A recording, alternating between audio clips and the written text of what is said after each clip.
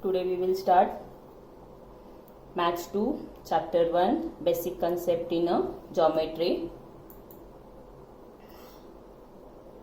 Practice set 1.3 Exercise 1.3. This is the last exercise of this chapter. Question number 1 first.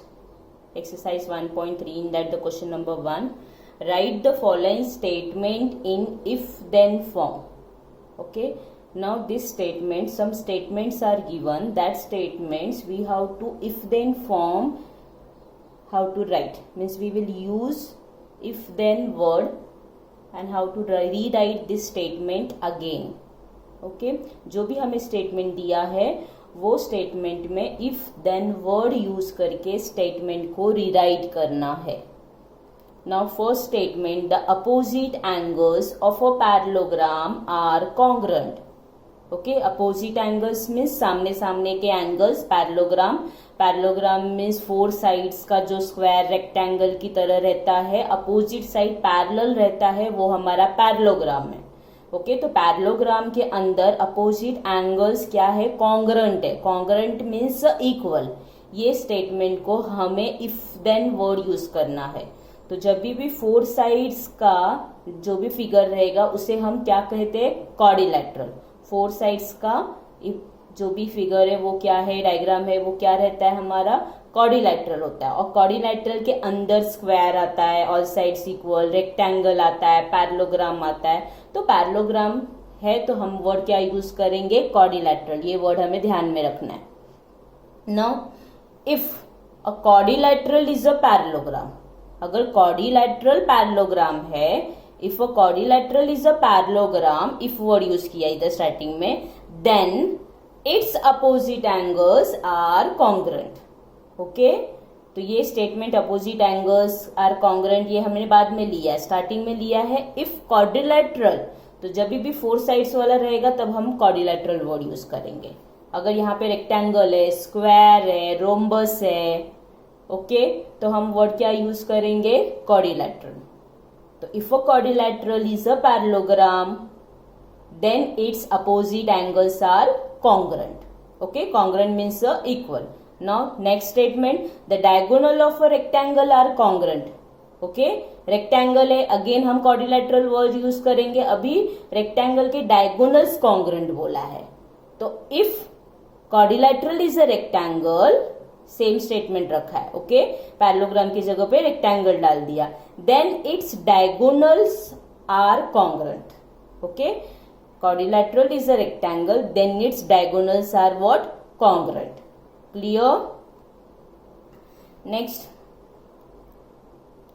third one, in an isosceles triangle. अभी triangle three sides है तो triangle के लिए हम quadrilateral word use नहीं कर सकते, बिकॉज क्वाड्रिलैटरल फोर साइड्स का जो भी फिगर रहेगा उसको यूज करना है. तो थ्री साइड्स का तो ट्राइंगल ही नेम है. ओके तो ट्राइंगल के अंदर आइसोसेलेस ट्राइंगल आता है तो यहाँ पे हम ट्राइंगल वर्ड यूज करेंगे. Then the segment joining the vertex. Okay vertex रहता है corners vertex. Okay mid point of the base, base का जो भी मिड पॉइंट रहेगा वहां से परपेंडिकुलर ड्रॉ होगा बेस को. ओके तो आइसोसेलेस ट्राइंगल बोला है. So we will take here if an triangle, quadrilateral दिया था वैसे, if a triangle is a isosceles triangle then the segment joining the vertex of a triangle and midpoint of the base is perpendicular to the base. आगे का statement पूरा question से ही copy किया है. Starting थोड़ा ध्यान दोगे तो बाकी सब क्वेश्चन से लिखा है.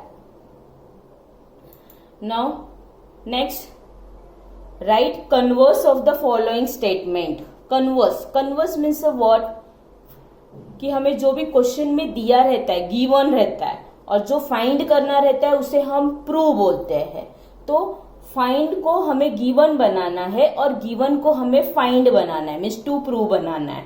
ओके तो क्वेश्चंस में हमारे पास कुछ इंफॉर्मेशन गिवन रहता है, कुछ इंफॉर्मेशन फाइंड आउट करना है. Find out means to prove. तो टू प्रूव को हमें गिवन करना है और गिवन को हमें टू प्रूव करना है. तो नाउ स्टार्टिंग में जो रहेगा वो हमें स्टेटमेंट्स एंडिंग में डालना है, एंडिंग के स्टेटमेंट्स हमें स्टार्टिंग में करना है. मीन्स थोड़ा सा स्टेटमेंट को घुमा के वही स्टेटमेंट बताना है हमें. Okay now the alternate angles कहाँ पे रहता है? जब लाइंस पैरेलल रहता है, two lines are the parallel. Okay, और दिस अल्टरनेट एंगल्स वर्ड्स हमने 8th स्टैंडर्ड में भी पढ़ा है, बट इन डिटेल और हमारा नेक्स्ट चैप्टर में 9th स्टैंडर्ड के नेक्स्ट चैप्टर में भी अल्टरनेट एंगल अगेन है, तो वहां पे इन डिटेल में पढ़ लेंगे हम। Alternate angles form by two parallel lines, alternate angles का फॉर्म होता है two parallel lines and there transversals are congruent. Transversal क्या रहेगा? कॉन्ग्रुएंट रहेगा। ट्रांसवर्सल मीन्स कटिंग लाइन, जो इंटरसेक्ट लाइन करता है वो ट्रांसवर्सल होता है। ओके, अभी इसको हम कैसे करेंगे? इफ अल्टरनेट एंगल्स, इफ लिया, if alternate angles made by, alternate angles कैसे मेड होता है? Made by two lines and their transversal, two lines and their transversal are congruent. Two lines and their transversal मतलब intersect वाला are congruent है, then the two lines are parallel. Clear? Alternate angles made by two lines and their transversal are congruent, cutting lines congruent है, then the two lines are parallel, congruent means equal। Okay, parallel lines मालूम है, जो दो lines intersect नहीं होता वो parallel lines है। Second one, if a pair of the interior angle, interior angles मतलब दो पैरेलल लाइंस के अंदर वाले angles. If a pair of the interior angles made by transversal of two lines, okay, now here interior angles कहाँ पे रहेगा? जैसे alternate angles हमारे दो parallel lines में फॉर्म होता है, वैसे interior angles भी हमारे दो parallel lines के अंदर रहता है, तो वहां पे भी transversal रहेगा। intersecting lines, transversal of two lines are supplementary, तो जो भी हमारे इंटीरियर एंगल्स रहते हैं वो एक एक साइड में रहेगा, लेफ्ट में रहेगा और राइट में रहेगा, तो वो एक लाइन में रहेगा, एक लाइन में रहेगा तो वो 180 डिग्री हो जाएगा। 180 means what? Supplementary angle. Then the lines are the parallel, तो लाइन्स क्या होंगे? हमारे पैरेलल है, मीन्स दो लाइन्स पैरेलल है, उसके बीच के एंगल्स इंटीरियर एंगल्स का टोटल सप्लीमेंट्री होता है। Supplementary means 180। If two lines are intersected, अभी यहाँ पे क्या लिखेंगे?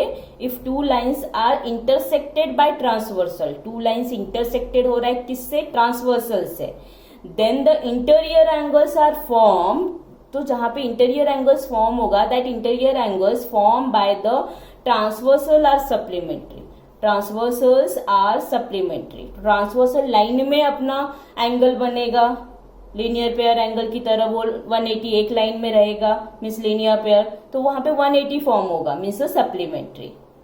Okay, interior angles form by the transversal, interior angles किससे फॉर्म होगा? ट्रांसवर्सल से, आर सप्लीमेंट्री। ओके, थोड़ा सा हार्ड अगर लग रहा है, दो बार तीन बार स्टेटमेंट्स हम रीड करेंगे केयरफुली तो हमें इजी लगेगा। The diagonals of a rectangle are congruent, अभी डायगोनल्स है, रेक्टेंगल के डायगोनल्स है, तो अभी हम क्या लिखेंगे? If the diagonals of a quadrilateral, अभी क्वाड्रिलैटरल वर्ड यूज होगा, if the diagonals of a quadrilateral are congruent then that quadrilateral is a rectangle.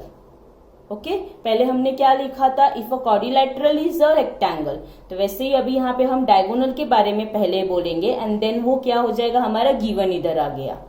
If the diagonals of a quadrilateral are congruent, then the quadrilateral is a rectangle. तो ये हमारा given था और ये to prove था, to prove starting में ले लिया, गिवन हमने बाद में लिख दिया है।